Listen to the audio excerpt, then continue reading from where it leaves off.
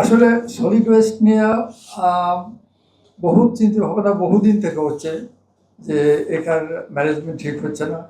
ম্যানেজমেন্টের ভিতরে আগে যেটা ছিল সেটা হচ্ছে যে আশেপাশে তো লোলাইং এরিয়া ছিল, এখানে ডাম্প করা হতো, ডাম্প করে ওটাকে উঁচু করা হতো, তারপরে সেখানে আস্তে আস্তে বসতি হতো।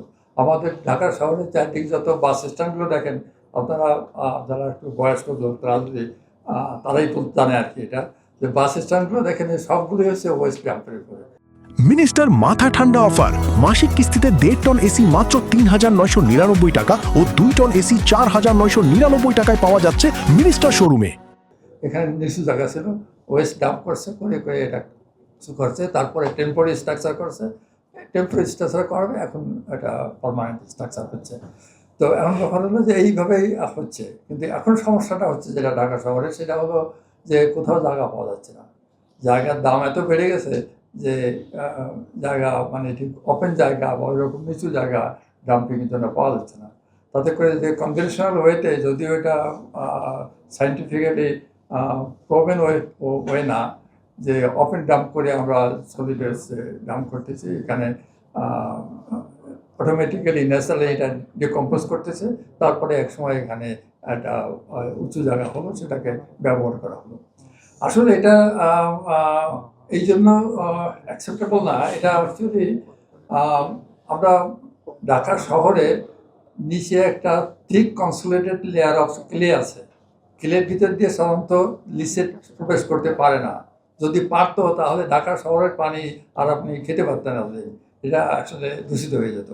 কিন্তু লাকিলি এই ক্লে লেয়ার থাকার জন্য ভার্টিক্যাল মুভমেন্ট খুব কম হয়। আমরা দেখেছি অ্যানালাইসিস করে যে এটা প্রায় 50 বছর লাগে এটা ওই লেয়ারটাকে ভেদ করিয়া যে সলিড ওয়েস্ট থেকে যে লিসেটটা হয় এটা পানিকে পরিণত করার জন্য।